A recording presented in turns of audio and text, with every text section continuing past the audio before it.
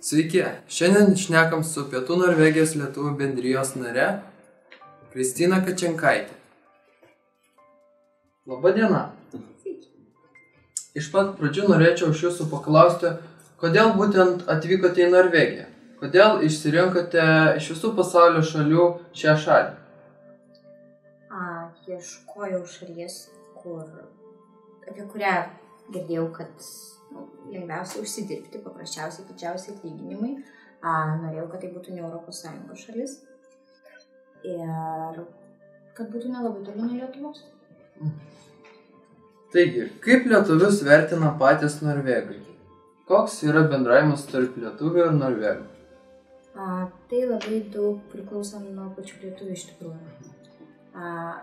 Ir negalima pasakyti, kad visi norvegai reaguoja tik neigiamai lietuvius arba tik teigiamai. Aišku, lietuviai Norvegijai pagarsėja ne pačiais geriausiais darbais ir poelgiais ir tiesiog norvegai turi tam tikrą nuomonę susidarę. Bet šiaip jie asmeniškai prieš tautą, kaip prieš tautą jie jau turi susidarę nuomonę, bet kai jie bendrauja konkrečiai lietuvių su norvegų, bent jau mano pačios visais atvejais, kiek iš mano pačios patirties asmeninės, tikrai šiltai ir draugiškai. Nėra kažkokio ten tokio priešiškumo. O tai tada gal kažką reikėtų lietuviui atvykus į Norvegiją žinoti?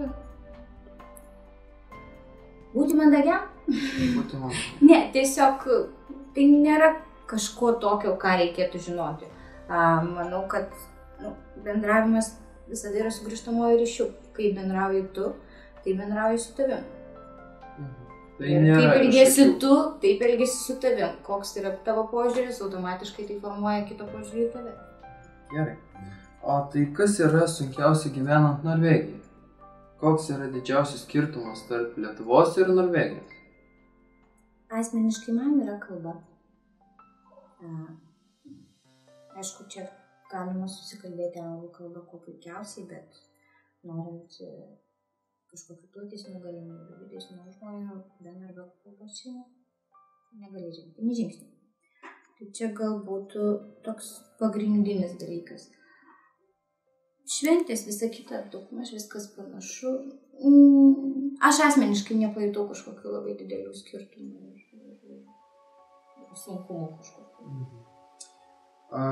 Vis dėlto jūs esate Pietų Norvegijos lietuvių bendrijos valdybos narė. Ir kokia veikla užsiima jūsų bendrija? Mūsų bendrijos pagrindinis tikslas yra skatinti lietuvius vienytis, gerinti lietuvių vardą būtent Norvegijoje ir tiesiog, kad mes skambėtume truputėlį kitose kontekstuose negu iki šiol. Lygiai taip pat lietuviams padėti integruotis Norvegijoje, tiek darbo klausimais padedam, organizuojam seminarus įvairius ir panašiai, konsultacijas, mokesčių grąžinimo klausimais. Taip pat organizuojam įvairius renginius, kad lietuviai tiesiog galėtų susirinkti kartu ir pabendrauti. Tai yra toks plati veikla. Bet maždaug pagrindas būtų tas, kad mes siekiam, kad norvegai pamatytų lietuvius geresnėj šviesoj ir lygiai taip pat norim, kad lietuviams būtų lengviau integruoti šitoje šalyje. O tai kaip gimė pati idėja skurti lietuvių bendriją Norvegijoje? Pati idėja gimė iš to, kad tos bendrijos čia nebuvo.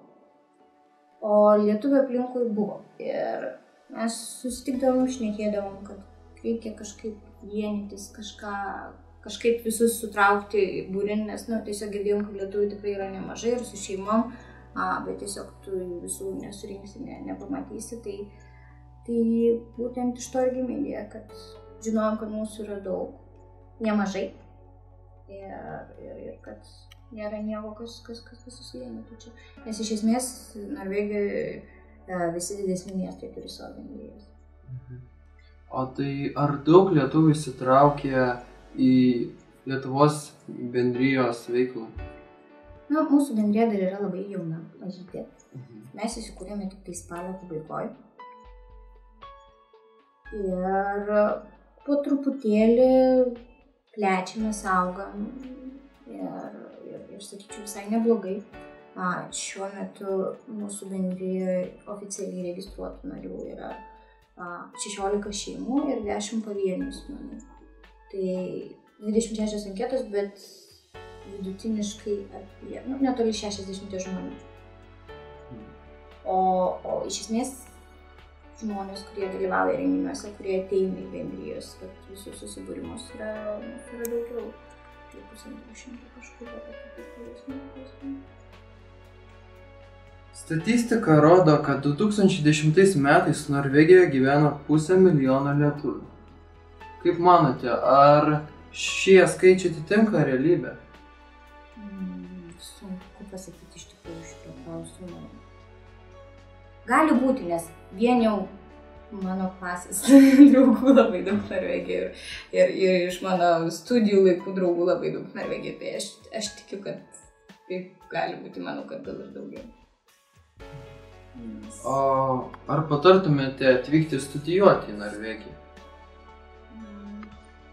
Vėlgi šiuo klausimu negaliu pasakyti kažko labai, nes nesu susidūrusi su studijomis ir kokia studijų kokybė čia ir tokia rekomendacija išvaistytis. Labai nedrįsčiau, nes pati su tuo nesusidūriau, nežinau kokia padėtis čia su mokslais. O tai dirbti į Norvegiją tada?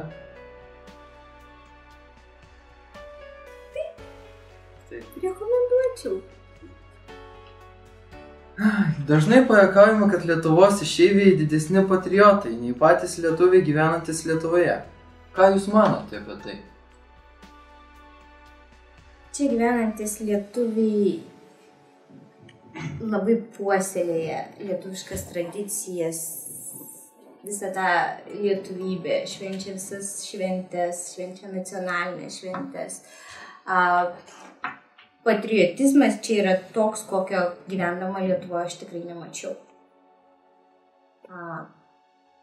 Kad ir šiandien pasiskaičiau 15 minučių, kaip kovo 11 švenčia žmonės, atrodo ir Lietuvoje švenčia viskas tvarkoj.